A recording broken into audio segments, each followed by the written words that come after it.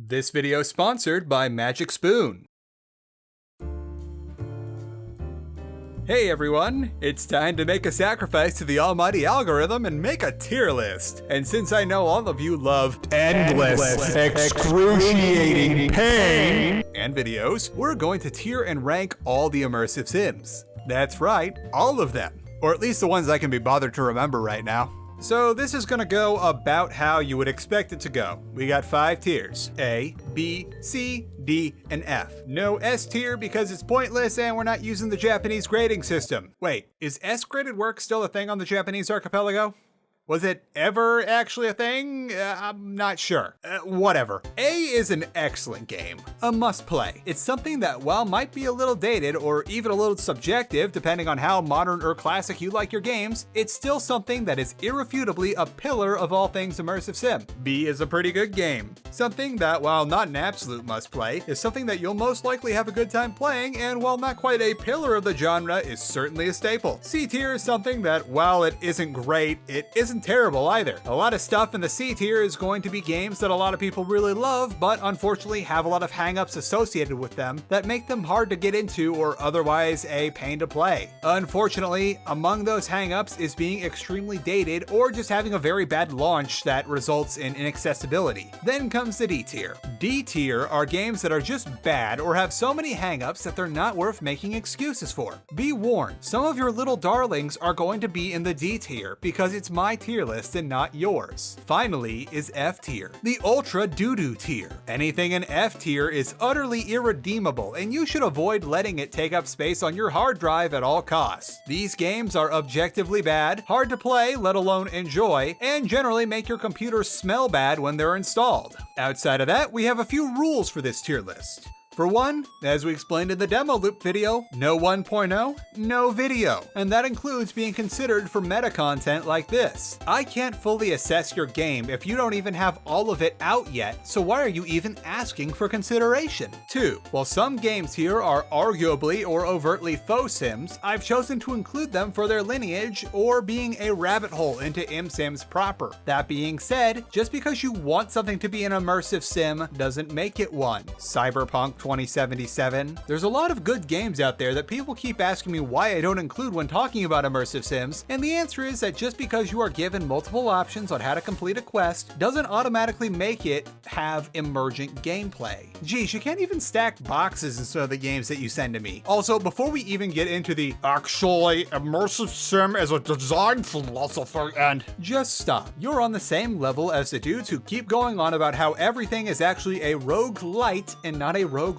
proper, or the people who still willingly talk about the Star Wars sequels for some reason. It's pointless. Regardless of any points you may or may not have, I am no longer willing to listen to them because you have presented them so poorly. And finally, we're going in chronological order, or at least as best as I can remember, and splitting this up in between the 90s, the turn of the century, the 2010s, and finally, what we have so far for the early 2020s. Okay, first up is the Ultima Underworlds 1 and 2. The original Immersive Sims. These are going in the C tier because, well, they're not only very dated, but also rudimentary by nature. This was the first go-round for ImSim, so of course we're not going to be doing that Deus Ex stuff just yet. If you get these off GOG, you should be able to play them just fine. It's just that unless you're really dedicated to old school gaming, you're going to find yourself missing a lot of modern game innovations that we take for granted today. But let's be fair, this game is pushing 30 years old now. It still literally invented the Immersive Sim, and stuff it did like spell runes and a lot of kitchen sink design while playing were very novel at the time. Now, not so much. Another one for the C tier, although this is more like a C+ bordering on a B that a cool professor would give you to help with your GPA, is the original System Shock. Why do I phrase the tiering like that? Because while the original System Shock has a lot of the same problems that Ultima Underworld 1 and 2 had, if not worse, because you have a lot more things you need to do in-game, and in spite of this,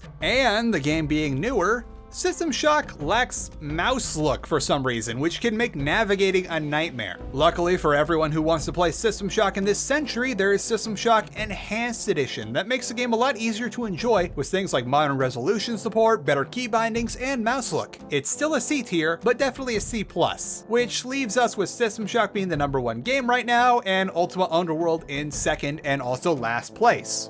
for now. Okay, time for the first thing that's gonna make some folks upset. It's Thief, the Dark Project, in the D tier. That's right, I said it. While very atmospheric at the time, Thief the Dark Project is a dull game and I'm tired of pretending it's not. It's less of a stealth game and more of a lurking for 10 minutes at a time game trying to memorize patterns and then having to instantly reload anyway kind of game. This is a game that started the stereotype that Sims are games where you need to heavily rely on the quick save and quick load features, because while it was worthwhile to make the protagonist Garrett a not very strong combatant, once you're in trouble, it's so hard to get out of it that it's better to just quick load. I'm aware that there are lots of really cool levels in the game, but that doesn't make up for the pacing and some of the really bad levels that the Dark Project has. Gee, somebody should have warned Civvy before he tried to treat Thief like it was, say, Postal 2 or a boomer shooter. I genuinely feel for the guy, and I commend him finishing the series instead of just saying, oh, this isn't working and walking away. I'm aware this ranking is going to ruffle a lot of feathers, as it seems that a lot of folks active in the Sim scene like to base their identity around this game, and I'm going to call it how I see it. Some folks are more in love with the memory they had of this game than they are with the game itself. I never played Thief when it was new, and when I first went to go play it after playing other stealthy games like Dishonored or the Deus Ex series, I just couldn't wrap my head around what there was to love. Screw it. Sometime this year, I'm gonna make a video fully explaining my feelings on Thief the Dark Project, and I'll be able to single-handedly upset all of Sim Twitter. As it is though, the Dark Project is currently sitting at bronze and last place. Finally, rounding out the 90s, we have more than an A-tier game, System Shock 2. System Shock 2 was one hell of an upgrade from the first System Shock and offered just about everything a player could want in an Sim. System Shock 2 is an amazing blend of horror, storytelling, and emergent gameplay that makes for something that, even if it's over 20 years old now, is still a must-play. And lucky for us, there's a GOG version and a multitude of overhaul mods that make things a lot smoother. System Shock 2 is one of those games where you can tackle the challenges of each level in just about any way you can think of, and it comes with that great story and atmosphere, which puts it right on the top of our rankings so far. Also, before I forget, I love how much you can cheese your stats in this game and just do some ridiculous things if you're willing to just go all in on something like speed. If you haven't played this one yet, 2022, or whenever you're watching this, is a good year to start. And if System Shock 2 wasn't enough of a high for you, as soon as we hit 2000, we've got another solid A-tier game in the original Deus Ex. This was it, man. This was the do anything, play however you want, and get lost in the intrigue powerhouse of a game, which for a while was voted #1 PC game of all time. Deus Ex is a little steep at first as you get used to the sheer amount of stuff you can do, but once you get into it, you can't go back. No shadow government installment is too impenetrable, and no ATM is safe from you. It's a genuine question as to which between this and System Shock 2 is worthy of being #1, and you know what? I'm gonna cop out right now and add some suspense into the mix. Neither System Shock 2 nor Deus Ex are presently #1 in the rankings so far. However, they have both been presently put in the contenders box, which will be ranked above all the other games on the list so far. We'll have a few more contenders over the course of this video, and then all will be revealed at the end, so stay tuned. Next for the turn of the century is the sequel to Thief, the Dark Project.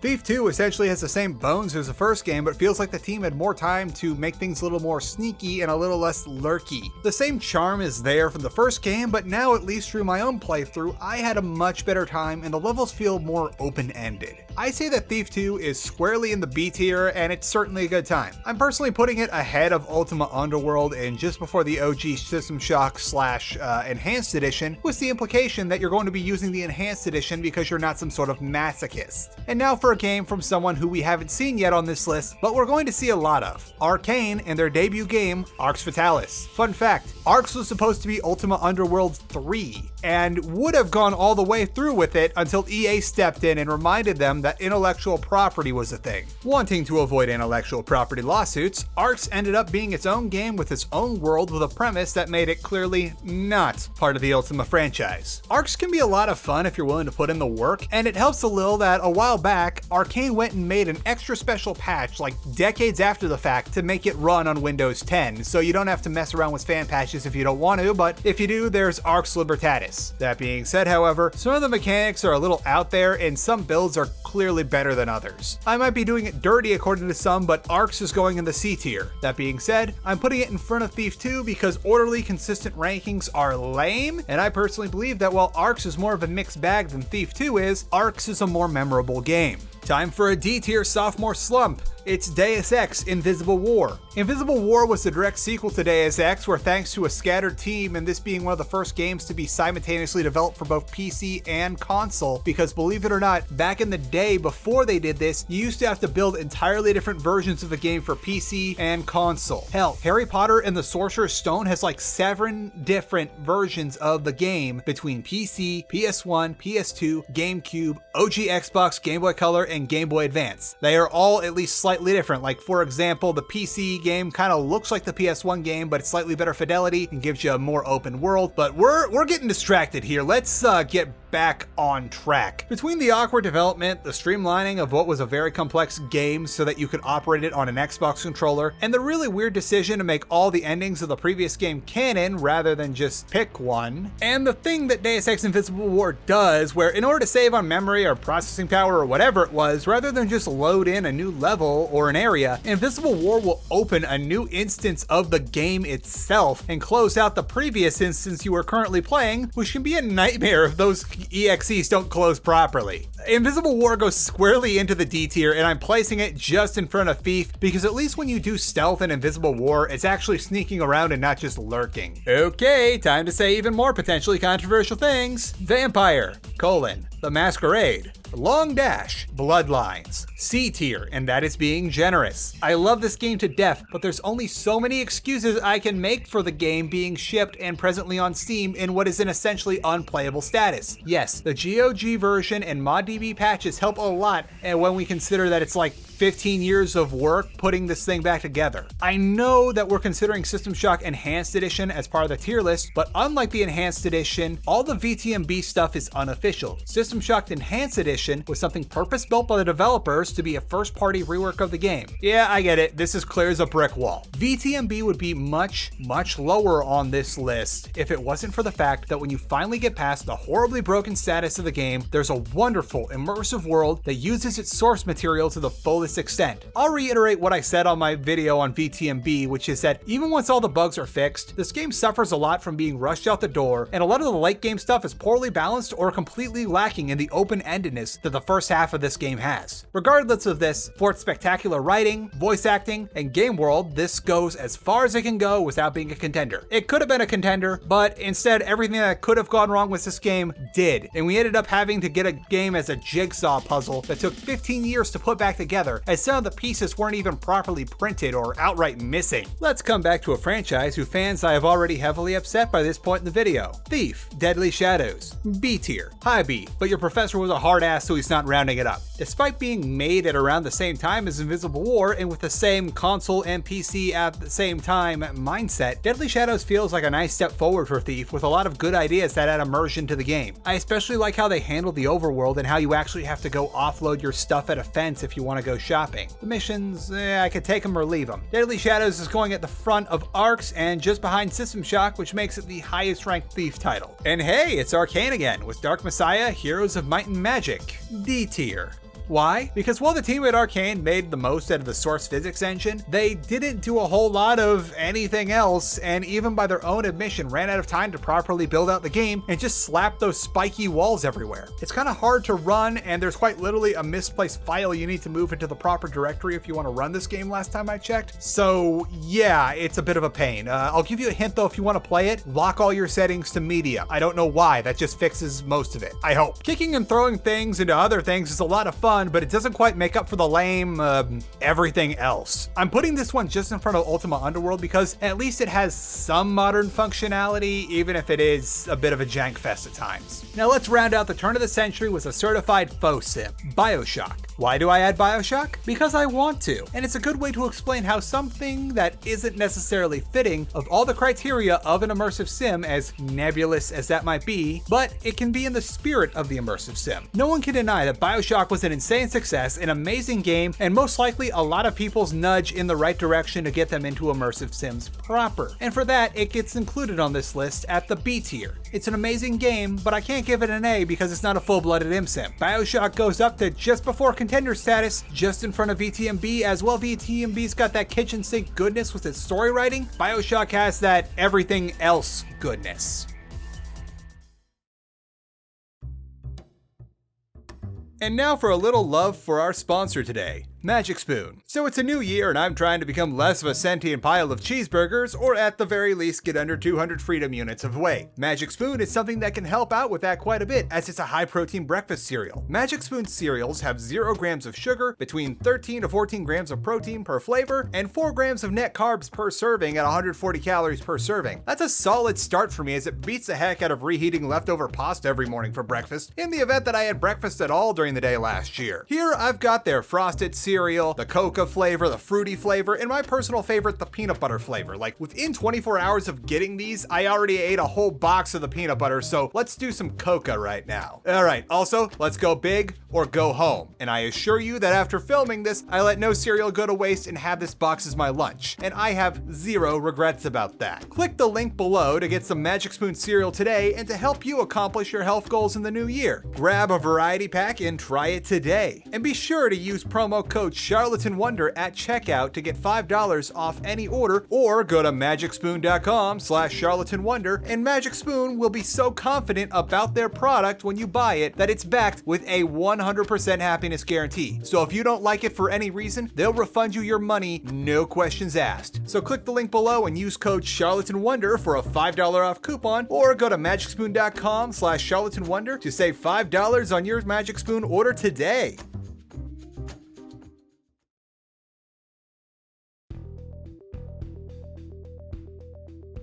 Welcome to the 2010s. Didn't like that we just included BioShock as an immersive sim? Well, too bad, because here's some more BioShock. Welcome to BioShock 2. Its story and wow factor aren't nearly as good as the first game, but the core gameplay and overall feel is a lot better. Also, it's got a great story DLC that's arguably better than the main game itself, story-wise anyway. I would have totally gone for Minerva's Den being the main plot and the Rescue Eleanor plot being the DLC instead of how it is. BioShock 2 goes in the B tier like the previous BioShock game before it for similar reasons, but only flies as high as just before VTMB, which is still a solid placing, but still not as good as the first BioShock. Okay, time for a quote-unquote real immersive sim, and it's a weird one. I divine Cybermancy. It kills me to do this, but I's gotta go in the D tier. I love this game, but at times I'm very aware that my love for I is almost Stockholm Syndrome-esque, especially considering that the first couple of playthroughs are absolute hell and more than enough to make any reasonable person drop the game like hot garbage. This was Stroman's first real game, and it shows in a lot of places. If you can somehow struggle through the first playthrough or 3 and start quote-unquote getting it, then it becomes this crazy experience akin to starting to believe in the Matrix. I goes just in front of Dark Messiah and behind Thief 2, which I gotta be honest, feels a little generous, but it's close enough to fit our needs. And if I had bothered to make an S tier for this list, this game would go in it. Deus Ex Human Revolution. Human Revolution is a prequel to the original Deus Ex that gave the series a fresh start with a fresh new team of developers who knocked it out of the park and into low orbit. I just made a 90-minute video on Human Revolution, and believe it or not, I had to cut a couple things in that just for some brevity's sake. Human Revolution was proof that you could make a modern immersive sim with the right level of talent and determination. Yeah, it had a few flaws thanks to need to outsource some stuff, namely the boss battles, but if there was ever an immersive sim to recommend to people, it'd be this one. Human Revolution goes right into the A tier, and we're not presently ranking it among the others because it is definitely a contender. Was one A tier not enough for the 2010s? Let's do another. Dishonored. Most of Arcane's releases were considered hidden gems up until this point, but Dishonored was a certified hit. A fresh, new, amazing world with amazing gameplay, abilities that essentially let you break the game in a series of maps and missions that account for that and let you do some wild stuff. And when that gets boring, you can do some rock solid combat and stealth, which ties everything together. Dishonored is a solid A tier and goes right behind BioShock in the rankings. It's not quite a contender, but that doesn't make it any less of an excellent game. Pick this up and it's DLC, The Brigamore Witches, if you somehow haven't already. Hey, remember that series of games that I was really mean to and probably already have some unhappy comments about? Let's be mean to it again, but this time it's well deserved. Thief, the self-titled, not really a reboot, not really a sequel, that was originally going to be The Fourth. Thief, that is not The Fourth, just kinda missed. A lot of this game feels like there was a lot of love put into it, but barring Marvel's Avengers, which Eidos Montreal was only minimally involved with, this is easily Eidos Montreal's worst offering. This is indisputably D-tier material, unless you want to argue that it goes in the Ultra DooDoo tier. However, I've got something very special saved for that tier. It's interesting to note that The Fourth was a real thing for a while, which was supposed to be a modern-day sequel to the previous 3 Thief titles, but got canned for whatever reason. The Fourth, but not really The Fourth, goes all the way to the bottom of the rankings, and I'll be honest here, over all the years this game has been out, in my many attempts, I have never been able to will myself to finish an entire playthrough of this one. I kinda just like can't make myself do it at about like the final act of the game. Let's have a palate cleanser and a redemption for Eidos Montreal. That's another contender. Deus Ex Mankind Divided. Mankind Divided, while having a disastrous promo campaign that, while I do not have a formal background in video game advertisement or advertisement in general, I'd like to imagine that this might be a literal textbook example of what not to do based on what your audience wants and expects. Square's meddling aside, including the tragic cutting short of this series because Square Enix decided that they paid money for that Marvel license, they were gonna use it. Tragedy aside, Mankind Divided was everything that was great about Human Revolution made even better. Mankind Divided is 110% A tier material, and we're not ranking it just yet because it is a contender. So far, it's looking good for the Deus Ex series, as 3 out of the 4 contenders we've got are from the Deus Ex series proper.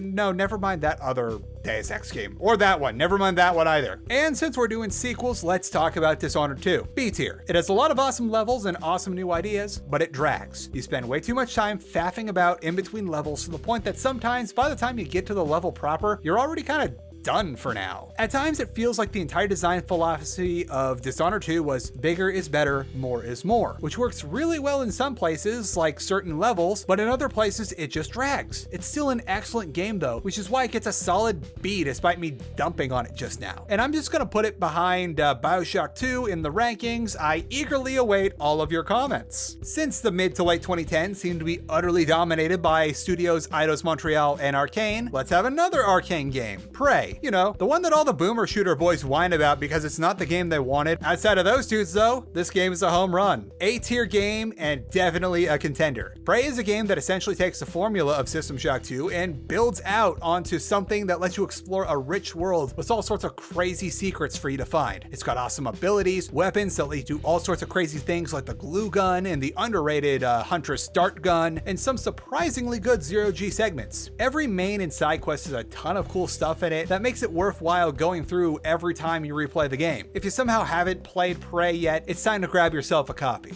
Okay, it's time for the first and only Ultra DooDoo tier game in this tier list, Underworld Ascendant. Are you really surprised? I just recently made a video explaining how this game is the worst immersive sim ever. Even after years of patching, this game is blatantly unfinished, and after being one of the few people I know who has managed to get to the end of the game, which let me tell you is absolutely not worth it, I can also tell you that even if they did finish all the things they wanted to or planned to finish in this game, I don't think it would be very good anyway. Everything about this game is a disaster, and it somehow manages to ruin emergent gameplay by making it something that you have to do in very specific scenarios, which kind of isn't emergent gameplay in its nature. This goes all the way to the very end of the list, and I'll just spoil it now. Nothing we're going to see in the rest of this video could possibly be worse than Underworld Ascendant.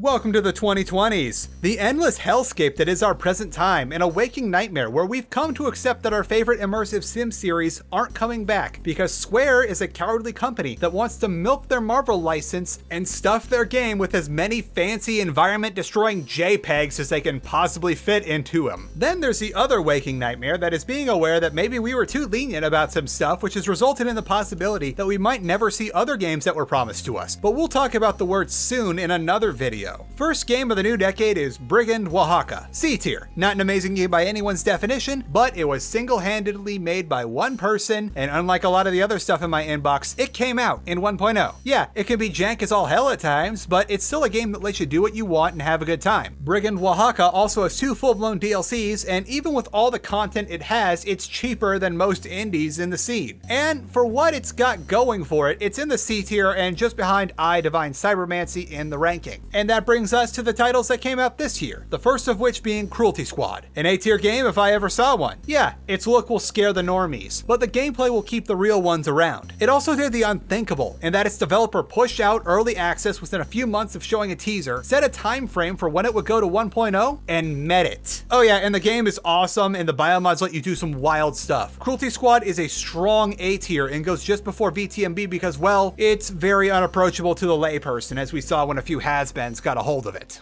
And now for the final AAA immersive sim on our list, Deathloop. Deathloop does a lot of cool stuff and won some cool awards, but the state it launched in and the high disparity between critic and player reviews, like arguably more polarizing than The Last of Us Part 2 on a somewhat smaller scale, is something we can't ignore. Once you get some patches and get over it though, Deathloop is a ton of fun and feels like a sort of culmination of everything that Arcane has learned through making their games over the last 20 years. It's a fun time, albeit a little repetitive, although that's kind of the point of the game, and it manages to solve the save scumming issue thanks to said repetitiveness. Get found trying to sneak around? It's cool, just come back tomorrow when all the time restarts and that never happened. Get wrecked? That's fine. You can do something else and the challenge will reset at the end of the day. Deathloop is a B tier game and it goes just behind Dishonored 2 because, I don't know, just hold out guys, we're almost at the end. Finally, we've got the little indie called Filcher, which is clearly a love letter to the Thief games in that you're sneaking around as a person who's not going to be winning any straight up fights anytime soon and trying to steal everything that isn't bolted down. What I personally enjoy about Filcher is that it solves the lurking problem of classic Thief games by making the levels a lot more short, sweet, and to the point. The best way that I can put this is that if the first mission of Filcher was in a Thief game, we'd start somewhere in the city, have to sneak through the local sewer system that's filled with zombies that can only be killed in a very specific way before we get into a building that we have to scale the entire building through undeveloped floors, which somehow are filled with hundreds of mall cops, which are somehow in possession of ESP, but are also the dumbest things on 2 legs at the same time, before you finally get up to the roof to sneak into the penthouse and rob the place blind. In Filter, you just start at the penthouse, get the loot, get out. You can't even save in the middle of levels because you don't really need it. Filter is a C tier game, and I'm putting it just in front of Brigand, as between the little indies, I like it better.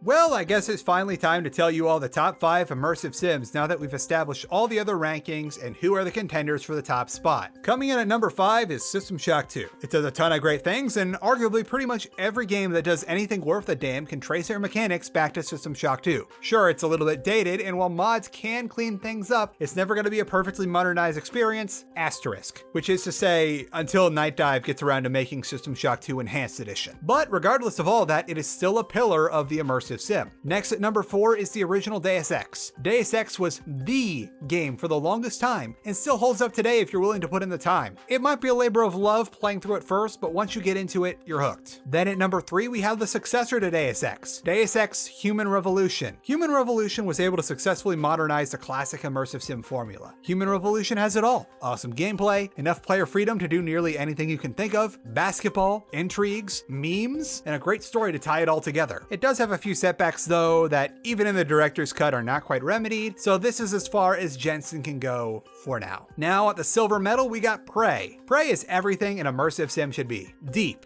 interesting, and there's tons of stuff to find in each playthrough. And if that wasn't enough, Moon Crash is a whole nother mode that's kind of like a primer for Deathloop. Since it's a little older now, Prey is fairly cheap even when it isn't on sale, so there's no reason not to have it in your library. Just install it on an SSD if you can. And now, at number 1, we have Deus Ex: Mankind Divided. It did everything Human Revolution did better and has one of the best hub worlds in gaming. You get crazy new abilities on top of all the ones you had in the last game, a cool new world to explore and secrets to uncover, and a million new ways to do everything as you figure out what the heck is going on in a post-augmentation crisis world. It's crazy to think that this is only the first half of what Eidos Montreal intended, and that Square is an absolute monster for not unleashing the Adam Jensen impact. One of the major reasons why I've never done a Deus Ex timeline video is because we're missing an entire game worth of lore that fills a vital hole in the story's continuity. In spite of all of this, it's still number 1, and you absolutely need to play it. You know what this tier list really needs though? More games to tier. We need to hurry up and get all those games that we've been promised since like 2019 or so, and we need them soon. Like actual soon, not like haha funny meme soon. Because while we finally did get a few more new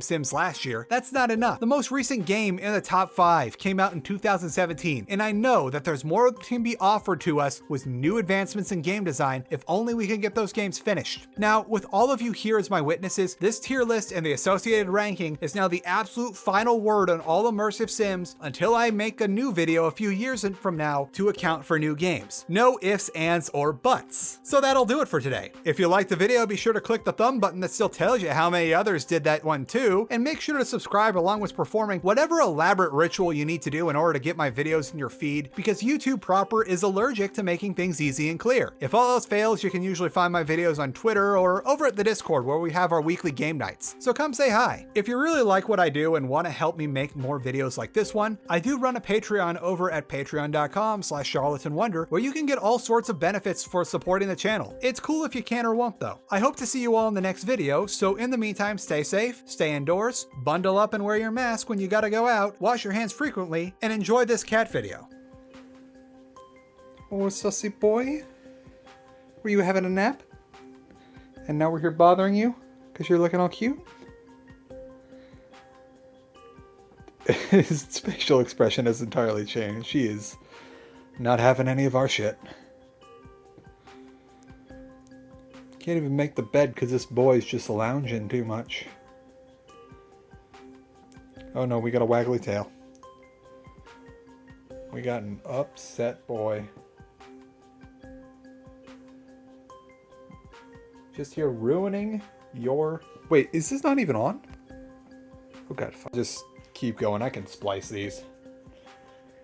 Oh, Fluffle, why are you so mad? Sitting here being all adorable and what have you. Is it because we ruined your naps? So that, like, we can film you? I'd like to be able to make my bed. But you're just lounging too cute.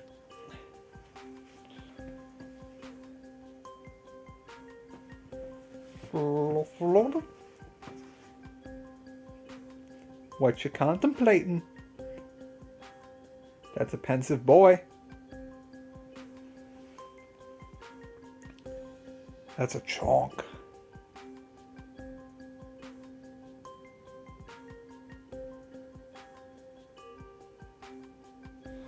Like, I don't get it. We bought you a brand new scratcher today.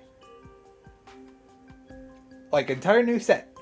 No replacements. Brand new one. Like, new frame and everything.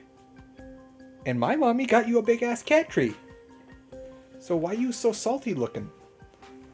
Is it the lack of... No, it's not the lack of scritches.